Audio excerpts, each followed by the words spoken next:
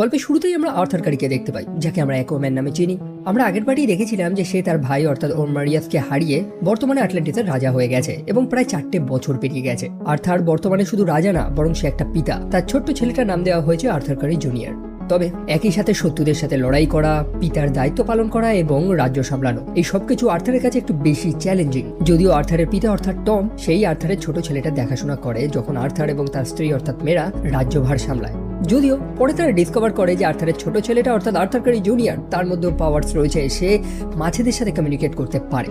অন্যদিকে আমরা ব্ল্যাক মার্টাকে দেখতে পাই, অর্থাৎ সিনেমার ভিলেন। তার জীবনের একমাত্র লক্ষ্য যে সে অ্যাকোয়াম্যানকে হত্যা করবে। বদলার আগুন তাকে পাগল করে দিয়েছে, কারণ সেই অ্যাকোয়াম্যান তার পিতাকে হত্যা করেছিল। তারা এই মুহূর্তে আন্টার্কটিকাতে রয়েছে এবং তার সাথে কাজ করছে ডক্টর শেন বা স্টিফেন শেন, যিনি হচ্ছেন একজন মেরিন বায়োলজিস্ট। সে নিজেও জানে যে অ্যাটলান্টিস নামক একখানা যে সাম্রাজ্য রয়েছে সমুদ্রের নিচে, সেটার অস্তিত্ব রয়েছে, তবে তার কথা কেউ বিশ্বাস করে না, তাকে সবাই পাগল মনে করে।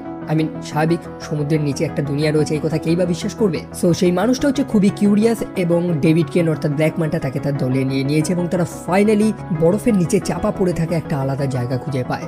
সেটা যেন একটা নর্মাল স্থান ছিল, পশু পাখি বসবাস করতো সেখানে, তবে সেই সম্পূর্ণ স্থানটা জমে গেছে। অ্যাকচুয়ালি কি হয়েছে সেটা এখনো জানা যায়নি, তবে সেই বরফের নিচে রয়েছে একটা ভয়ানক জন্তু যে সেই ম্যানটার বহু ক্রিউকে হত্যা করে। তবে ম্যানটা অর্থাৎ ডেভিড কেন সে অত সহজে হার মানবে না, সে আরো গভীরে চলে যায় খোঁজার জন্য, যেটার খোঁজে সে এখানে এসেছে। সে একটা পুরনো অ্যাটলান্টিয়ান আর্টিফ্যাক্ট খুঁজতে এসেছে এবং সেই অনেক গভীরেও সে এক টাইপের শহর খুঁজে পায় যেন এখানে মানুষজন বসবাস করতো, তবে প্রত্যেকে মারা গিয়েছে এবং বরফে জমে গিয়েছে। কি হয়েছে আসলে এখানে?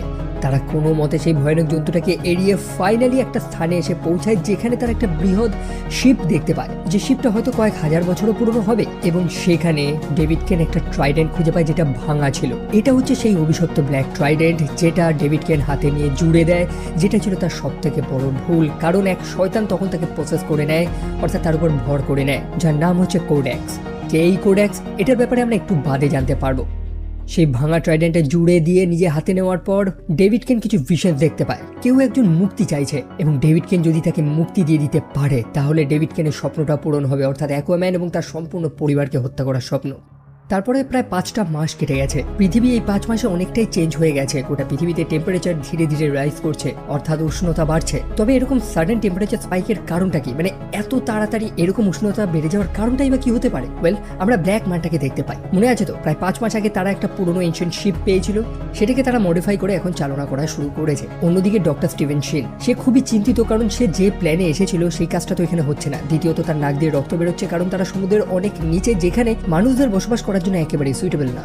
তারা বর্তমানে সেই যে কয়েক হাজার বছর পুরনো শিপটা চালাচ্ছে সেটা একটা ফিউলের মাধ্যমে চলে, একটা তেলের মাধ্যমে চলে, যেটাকে অরিক্যালকাম বলা হয়। সেই স্থানে এতগুলো সায়েন্টিস্ট রয়েছে, তারা এত বছরের রিসার্চ করে এত কিছু জানতে পারেনি। তবে সেই ব্ল্যাক মানটা অর্থাৎ ডেভিড কেন যবে সেই ব্ল্যাক ট্রাইডেন্টটা পেয়েছে, সেই ত্রিশূলটা যবে পেয়েছে, তারপর থেকে সেই জিনিসগুলো সে অটোমেটিকলি জেনে যাচ্ছে। কেউ যেন তাকে বলে দিচ্ছে যে সেই শিপটাকে কিভাবে চালাতে হবে, সেই শিপের যে ফিউলগুলো রয়েছে যেগুলোকে অরিক্যালকাম বলা হয় সেগুলোকে কোথায় পাওয়া যাবে, এবং সে তার দলবল নিয়ে সেখানে আক্রমণ করে সেই ফিউলগুলোকে চুরি করে আনছে। এবং এখন তারা যাচ্ছে আর একটা ফিউল রিজার্ভে আক্রমণ করার জন্য, যে জায়গাটা হাইলি গার্ডেড, প্রচুর সিকিউরিটি রয়েছে সেখানে। আর সেখানে পৌঁছানোর পরেই ডক্টর শেন দেখতে পায় যে তারা অ্যাটলান্টিসে পৌঁছে গিয়েছে, যেটাকে নিজের চোখে দেখা তার কাছে একটা স্বপ্ন ছিল। তবে যেমনটা বললাম, তারা তো সেখানে গেছিল অরিক্যালকাম চুরি করার জন্য এবং অ্যাটলান্টিয়ান সৈন্যরা সেখানে চলে আসে। শুরু হয় একটা বড় লড়াই। তবে ব্ল্যাক ম্যানটা যে বৃহৎ শিপটা ব্যবহার করছিল, সেই প্রযুক্তিটা বর্তমান অ্যাটলান্টিয়ানরা জানে না। শিপটা কয়েক হাজারো বছর পুরনো হলেও সেটা প্রযুক্তিগতভাবে অনেকটাই অ্যাডভান্স ছিল। প্রোটেকটিভ শিল্ড এবং সনিক ক্যানন ইত্যাদি সাহায্য নিয়ে তারা লিটারালি সেই অ্যাটলান্টিয়ানসের একটা যোগ্য ফাইট দেয়। সেই লড়াইয়ের দরুন রানী মেরা যথেষ্ট আহত হয়, তবে লাস্টে আর্থারের সাথে ব্ল্যাক ম্যানটা মুখোমুখি হয়ে যায়। তবে ব্ল্যাক ম্যানটা কোনোভাবে আর্থারের চোখে ধুলো দিয়ে সেখান থেকে পালাতে সক্ষম হয়। আর্থার নিজেও অ্যাডমিট করে যে ব্ল্যাক ম্যানটা অনেকটা চেঞ্জ হয়ে গেছে, সে আগের থেকে অনেক বেশি পাওয়ারফুল এবং তারা এখানে এসেছিল কিছু অরিক্যালকাম চুরি করার জন্য। তবে কি এই অরিক্যালকাম? এটা এক টাইপের ধাতু যেটা এনশিয়েন্ট টাইম, প্রায় কয়েক হাজারো বছর আগে ইউজ হতো। তবে সেইটাকে ব্যবহার করা বন্ধ করে দেওয়া হয়, কারণ সেটা প্রচুর পরিমাণে বিষক্রিয়া তৈরি করে সেই সমুদ্রের নিচে, একই সাথে প্রচুর গ্রিন হাউস গ্যাস তৈরি করে, যেটা গোটা পৃথিবীর পক্ষেই খারাপ। এবং তারা রিয়েলাইজ করে যে গত 5 মাস ধরে ব্ল্যাক ম্যানটা এই কাজটাই তো করছে, যে সে প্রচুর পরিমাণে অরিক্যালকাম ব্যবহার করছে, যার কারণে পৃথিবীর উত্তাপ আরও বেড়ে যাচ্ছে। এবং এই সম্পূর্ণ পৃথিবীটাকে বাঁচাতে হলে সেই ব্ল্যাক ম্যানটাকে যেভাবেই হোক আটকাতে হবে। তবে সে এখন কোথায় গেছে, তাকে তারা খুঁজবে কি করে?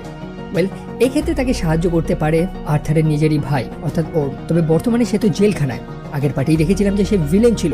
এই রাজ্যের কেউ এটা ভালো চোখে মেনে নেবে না যে আর্থার তার ভাইয়ের সাহায্য নিয়েছে। একই সাথে সেই ফিশারম্যানরা তো কখনোই মেনে নেবে না, কারণ ওর্ম সেই ফিশারম্যানদের রাজাকে হত্যা করেছিল। একই সাথে সেই অ্যাটলান্টিসের যে কাউন্সিল রয়েছে তাদের যে রানী অর্থাৎ কার্সন, সে এরকমই তো একটা সুযোগের অপেক্ষা করছে যে আর্থার একটা ভুল করুক এবং সেটা সুযোগ নিয়ে সেই কার্সন রাজগদিটা নিজের দখলে করে নেবে। মানে একদিকে পলিটিক্স, রাজ্যের নিরাপত্তা এবং সম্পূর্ণ পৃথিবীকেও তো বাঁচাতে হবে। আর্থার চলেছে নিজের ভাইকে বাঁচানোর জন্য, যাকে ডিজার্ট প্রিজনে আটকে রাখা হয়েছে। সেই ফিশারম্যানরা তাকে আটকে রেখেছে। তার অবস্থা খুবই খারাপ এবং তাকে অল্প পরিমাণে জল দেওয়া হয় যাতে সে কোনো মতে বেঁচে থাকে। আর্থার চলে যায় তার ভাইকে বাঁচানোর জন্য এবং এই ক্ষেত্রে টোপো নামক একটা অক্টোপাস তাকে সাহায্য করছে। অন্যদিকে ওর্ম আর্থারকে দেখে অবাক হয়ে যায়, কারণ আর্থার তাকে কেন বাঁচাতে এসেছে?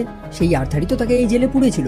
একই সাথে সেই ফিশারম্যানদের সাথে অ্যাটলান্টিসদের একটা ট্রিটি হয়েছিল, একটা চুক্তি হয়েছিল। এখন সেই রাজাই যদি এই ট্রিটিটা ভঙ্গ করে দেয় তাহলে তো অবশ্যই যুদ্ধ বাঁধবে, সম্পর্ক খারাপ হয়ে যাবে। তবে সম্পর্কের থেকে বড় ব্যাপার হচ্ছে সেই ডেভিড কেনকে আটকাতে হবে, নইলে গোটা পৃথিবী ধ্বংস হয়ে যাবে। আর কি, তারা দুজনেই লড়াই করতে করতে সেই ডিজার্ট প্রিজন থেকে বাইরে বেরিয়ে আসে। ওর্ম খুবই কমজোর ছিল, কারণ সে পর্যাপ্ত জল পাচ্ছিল না। তবে কোনো মতে যখন সমুদ্রের সারফেসে চলে আসে এবং সমুদ্রের জলে সে তার পুরনো শক্তিটা ফিরে পায়। পরে সে ওরমারিয়াস অর্থাৎ ওশান মাস্টার, সে নিজেও ডেভিড কেনের ব্যাপারটা শুনতে পেয়ে অবাক যে সে ডেভিড কেন সে অবশ্যই রুথলেস ছিল, তবে সে তো পাগল ছিল না। সে গোটা পৃথিবীটাকে ধ্বংস করে যাচ্ছে কোনো ডিমান্ড ছাড়াই, অর্থাৎ সে গোটা দুনিয়ার কাছে কোনো শর্তই রাখেনি, বরং নিজেই নিজের পৃথিবীটাকে ধ্বংস করে যাচ্ছে। তবে কেন? অবশ্যই কেউ তাকে দিয়ে কাজগুলো করাচ্ছে। এমনকি বৈজ্ঞানিক স্টিফেন শিন, সে নিজেও অবাক ডেভিড কেনের এই অ্যাটিটিউডগুলো দেখে। সে তো ভেবেও ছিল যে তার সাথে আর কাজ করবে না, তবে সে একা একা যেতেও তো পারবে না, কারণ তারা এমন একটা জঙ্গলে এই মুহূর্তে রয়েছে যেখান থেকে একা তার পক্ষে বেঁচে ফেরাটা একেবারেই অসম্ভব। তারপরে ওশান মাস্টার এবং অ্যাকুয়াম্যান তারা চলে যায় সেই পাইরেটস হ্যাভেনে কিংফিশের সাথে সাক্ষাৎ করতে। সেই সম্পূর্ণ স্থানটাকে বলা হয় সাঙ্কেন সিটাডেল। এই স্থানে পাইরেটসদের রাজত্ব চলে, অর্থাৎ নিয়ম কানুন কোনো কিছু এখানে কাজ করে না। তারা এসেছে এখানে কিংফিশের থেকে কোনো ইনফরমেশন নেওয়ার জন্য। তারা জানতে চায় যে ডেভিড কেন এখন কোথায় লুকিয়ে রয়েছে। এই কিংফিশ সবকিছুই জানে, তবে সে তাদেরকে সাহায্য করার বদলে উল্টে আরো ফ্লেক্সিং করা শুরু করে, তাদেরকে আটকে রাখার প্ল্যান করে। আর কি, দুই ভাই মিলে সেখানে চূড়ান্ত লড়াই করা শুরু করে এবং অবশেষে সেই ভয়তে কিংফিশ সত্যটা জানিয়েই দেয়। সাউথ প্যাসিফিকে একটা ভলক্যানো রয়েছে যেটার নাম হচ্ছে ডেভিলস ডিপ। তার চারপাশে এক ভয়ানক জঙ্গল রয়েছে যেখানে মানুষ এবং কোনো পশু পাখি ঢুকতেও ভয় পায়। কোনো নেভিগেশন সেখানে ঠিকঠাক কাজ করে না এবং তার দৃঢ় বিশ্বাস যে সেই ডেভিড কেন অর্থাৎ ব্ল্যাক মানটা সেখানেই লুকিয়ে রয়েছে। দুই ভাই অবশেষে সেই সাউথ প্যাসিফিকে ডেভিলস ডিপে গিয়ে পৌঁছায় এবং তারা তাদের প্রিয় অক্টোপাস অর্থাৎ টোপোকেও বিদায় জানিয়ে দেয়। মোটামুটি এই অক্টোপাসটা তাদেরকে অনেক সাহায্য করেছে। অক্টোপাসটা চলে যায় বাকি সৈনিকদের খবর দেওয়ার জন্য। তারা এখন রয়েছে সারফেস ওয়ার্ল্ডে অর্থাৎ জলের উপরে। এখানকার খাবার দাবারগুলোর সম্পর্কে ওশান মাস্টারের বিন্দুমাত্র ধারণা নেই, তবে আর্থার জলের উপরে এবং জলের নিচে দুই জায়গার খাবারই চেখে দেখেছে। মোটামুটি মানুষেরা যা খাবার খায় সেটা আর্থারের খুবই পছন্দ, তবে সেই ওশান মাস্টার সে কিন্তু মানুষদের একেবারেই পছন্দ করতো না। প্রথম পার্টিই তো দেখেছিলাম যে মানুষদের বিরুদ্ধে সে লিটারালি প্রায় যুদ্ধই ঘোষণা করে দিয়েছিল। তবে আর্থার তাকে জানায় যে এখন তার চিন্তাধারা পরিবর্তন করার সময় এসে গেছে, তার উচিত এখন সব জায়গার খাবারগুলো চেখে দেখা। আর এইসব বলে আর্থার তার হাতে একটা আরশোলা দিয়ে দেয় এবং বলে দেয় মানুষেরা নাকি এটা খুব ভালো খায় এবং ওর্ম বোকার মতন না জেনে সেই আরশোলাটা খেও না এবং সেটা তার খুব ভালো লাগে। বাট তারা যে জঙ্গলটা রয়েছে সেটা কোনো অর্ডিনারি জঙ্গল না। সেখানে ইউজুয়ালি ছোটোখাটো প্রাণীগুলো অনেক বড় আকারে, যেমন প্রজাপতি, ইঁদুর বা ছোটোখাটো কিছু কীটপতঙ্গ, যাদের সাইজগুলো অনেকটাই বড়, কারণ তারা মিউটেট হয়ে গেছে সেই অরিক্যালকামের কারণেই। অর্থাৎ সেই ধাতু অর্থাৎ যেটার নাম হচ্ছে অরিক্যালকাম, সেটা ব্যবহারের ফলে ছোটোখাটো গাছপালা, পোকামাকড় সবাই মিউটেট হয়ে তাদের আকারটা অনেক বড় হয়ে গেছে। অন্যদিকে সায়েন্টিস্ট স্টিফেন শিন চুপি চুপি সেই ট্রাইডেন্টটা একবার হাতে ধরে দেখার চেষ্টা করে যে সে ডেভিড কেন আসলে কি করার প্ল্যান করছে এবং সেও একটা ভিশন পায়। সে দেখতে পায় যে কিভাবে একটা শয়তান গোটা পৃথিবীটাকে ধ্বংস করার চেষ্টা করছে। ডক্টর শিন বুঝে যায় যে ডেভিড কেন জাস্ট অ্যাকুয়াম্যান এবং তার পরিবারকে হত্যা করতে চাইছে না, বরং তার উদ্দেশ্যটা অনেক বড়। তবে সে আর কি বা করতে পারবে, সে তো জাস্ট একটা ছোট সায়েন্টিস্ট। অন্যদিকে সেই দুই ভাই তারা আলোচনা করতে করতে এগোচ্ছে। আর্থার জানায় যে এই রাজ সিংহাসনের প্রতি তার কোনোদিনই লোভ ছিল না, যেখানে তার ভাই ওশান মাস্টার ভাবতেও যে তার ভাই আর্থার এই সিংহাসনের লোভেই তাকে চ্যালেঞ্জ করেছিল। আর্থার জানায় যে রাজ সিংহাসনে বসা, রাজ করা এইসবে তার বিন্দুমাত্র ইন্টারেস্ট নেই। সে জাস্ট তার ভাইয়ের সাথে লড়েছিল কারণ সেই ওশান মাস্টার জলের উপরে দুনিয়া অর্থাৎ মানুষদের শেষ করতে চেয়েছিল। সময় মতন যদি সে সঠিক ডিসিশনটা নিত তাহলে আজকে সে রাজা হিসাবেই থাকতো। যাই হোক, অবশেষে তারা সেই ভলক্যানো অর্থাৎ সেই আগ্নেয়গিরিটার মধ্যে পৌঁছায়। সেই আগ্নেয়গিরির উপর থেকে তো আমরা দেখছিলাম যে আগুন বেরোচ্ছে, তবে সেটা আগুন না, ডেভিড কেন যে সেই অরিক্যালকামগুলো পেয়েছে সেগুলোকে পুড়িয়ে দিচ্ছে যাতে সেটা ধোঁয়া গোটা পৃথিবীতে ছড়িয়ে পড়ে। এরই মাঝে ডক্টর শিনও চলে আসে তাদেরকে সাহায্য করার জন্য। সে সত্যটা জানায় যে সে ডেভিড কেনের সাথে কাজ করতে চায় না। প্রথমে সে ডেভিড কেনের সাথে হাত মিলিয়েছিল এটা ভেবে যে সে অ্যাটলান্টিস নামক জলের নিচে থাকা সেই রাজ্যত্বটাকে সে দেখতে পারবে, তবে এখন তো সে অন্য কিছু দেখছে। যাই হোক, সে ব্ল্যাক প্যান্ট এবং তার সৈন্যরা সেই দুই ভাইয়ের উপস্থিতি বুঝে গেছে এবং সেখানে শুরু হয় চরম লড়াই। প্রথমে তারা ডেভিড কেনকে একটু আন্ডারএস্টিমেট করেছিল, তবে সে অনেকটাই চেঞ্জ হয়ে গেছে। ব্ল্যাক প্যান্টটা এখন অনেকটাই পাওয়ারফুল এবং লড়াইয়ের দরুন ওশান মাস্টার যখন সেই ব্ল্যাক ট্রাইডেন্টটা হাতে নেয় সেও তখন কিছু ভিশন দেখতে পায়, প্রায় কয়েক হাজার বছর আগে ঘটে যাওয়া এক যুদ্ধ। সময় মতন সেই আটলান্টিয়ান সৈন্যরা তাদের সম্পূর্ণ আর্মি নিয়ে সেখানে চলে আসে, যার ফলে ব্ল্যাক ম্যানটা তার টিমকে নিয়ে সেই শিপে করে সেখান থেকে পালিয়ে যায়। পরে ওরমারিয়াস অর্থাৎ ওশান মাস্টার সম্পূর্ণ ব্যাপারটা জানায় যেটা সে ভিশন দেখেছিল সেই ব্ল্যাক ট্রাইডেন্টটাকে স্পর্শ করার পর। ঘটনাটা প্রায় কয়েক হাজারো বছর আগে, যখন এখানে 7টা রাজত্ব ছিল, তবে তার মধ্যে দিয়ে একটা রাজত্ব সম্পূর্ণ কারাপ্ট হয়ে যায়, সেটা শয়তানের রাজত্বে পরিণত হয়। আর সেটা আর কেউ না, সেটা রাজা অ্যাটলানের নিজেরই ভাই কোড্যাক্স। কোড্যাক্স প্রচুর পরিমাণে অরিক্যালকাম ইউজ করতো, যেটার কারণে তার সাম্রাজ্য, যেটার নাম হচ্ছে নেক্রাস, সেটা একটা সুপার পাওয়ারে পরিণত হয়েছিল। তবে তার একটা দামও তাদেরকে চোকাতে হয়েছে। অতিরিক্ত অরিক্যালকাম ব্যবহারের ফলে জল এবং বায়ু সবকিছু দূষিত হওয়া শুরু করে। আর তারপরে স্বয়ং রাজা অ্যাটলান তার নিজের ভাই কোড্যাক্সকে বোঝানো শুরু করে যে সেই অরিক্যালকাম ব্যবহার না করার জন্য। তবে কোড্যাক্স ভাবতে থাকে যে অ্যাটলান হয়তো প্রচণ্ড হিংসায় এই কথাগুলো বলছে, সে হয়তো কোড্যাক্সের এই সাম্রাজ্যটাকে দখল করতে চায়, এবং সেই ভয়তে কোড্যাক্স ব্ল্যাক ম্যাজিকের ব্যবহার করে একটা ত্রিশূল তৈরি করে, একটা ট্রাইডেন্ট, যেটার নাম হচ্ছে ব্ল্যাক ট্রাইডেন্ট। এবং ঠিক একই ব্ল্যাক ম্যাজিকের সাহায্য নিয়ে সে তার নিজেকেও পরিবর্তন করে দেয়, একই সাথে তার সাম্রাজ্যের যত লোক রয়েছে প্রত্যেককে এক টাইপের জন্তুতে পরিণত করে, যারা একত্রিত হয়ে রাজা অ্যাটলানের বিরুদ্ধে লড়বে। তারপরে শুরু হয় এক বড় যুদ্ধ। তবে অবশেষে রাজা অ্যাটলান কোড্যাক্সকে হারিয়ে দেয়, তার সেই ত্রিশূলটাও ভেঙে দেয় এবং তাকে চিরজীবনের মতো সেই বরফের মধ্যে জমিয়ে দেয় তার নিজের রক্তের মাধ্যমে, যেটাকে ব্লাড ওথ বলা হয়। কোড্যাক্সকে মুক্ত করার জন্য রাজা অ্যাটলান বা তার সেই রাজকীয় পরিবারের রক্ত প্রয়োজন। অর্থাৎ ডেভিড কেন যদি কোড্যাক্সকে মুক্ত করতে চায় তাহলে অবশ্যই আর্থারের রক্ত বা ওরমের রক্ত অথবা তাদের মায়ের রক্ত প্রয়োজন। তবে আর্থার জানায় যে এই পরিবারে আরেক নতুন সদস্য তো রয়েছে যার মধ্যে দিয়েও এই রাজকীয় রক্ত বইছে, অর্থাৎ আর্থারের নিজেরই ছেলে আর্থার কারি জুনিয়র। এবং মানটা সেটাই করে, চুপচাপ আর্থারের বাড়িতে হামলা করে, যেখানে আর্থারের পিতা অর্থাৎ টমকে সে ছুরাঘাত করে আর্থারের ছেলেকে সেখান থেকে নিয়ে চলে যায়। ডেভিড কেন এবং তার টিম সেই পুরনো হারিয়ে যাওয়া সাম্রাজ্য, যেটার নাম হচ্ছে নেক্রাস, সেটার অনেক কাছে চলে এসেছে। তাদের এখন খুঁজতে হবে সেই কোড্যাক্সের সিংহাসনটা কোথায়। তবে তারা যে এখানে আছে সেটা অ্যাকুয়াম্যান এবং তার বন্ধুরা জানবে কি করে?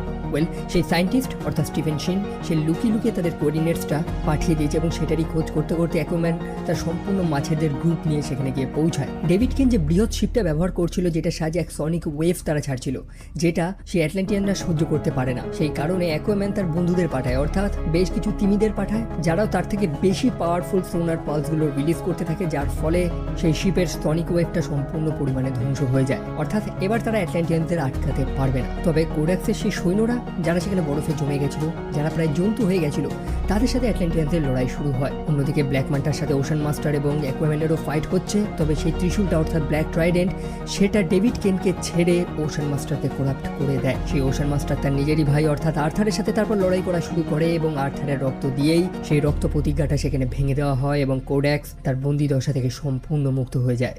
তবে পরে আর্থার তার ভাইকে বোঝানো শুরু করে সেই ব্ল্যাক ট্রাইডেন্ট, যেটা মানুষদের মাথাকে সম্পূর্ণ করাপ্ট করে দেয়, মানুষের মাথায় শুধু নেগেটিভ চিন্তাগুলোই দেয়। তবে আর্থার থেকে ভালো মতন বোঝানো শুরু করে, তার মধ্যে কিছু পজিটিভ চিন্তা দেয়, যার ফলে ওশান মাস্টার সেই কোড্যাক্সের মাইন্ড কন্ট্রোল থেকে সম্পূর্ণ বেরিয়ে যায়। তবে কোড্যাক্সকে এখন তারা হত্যা করবে কি করে?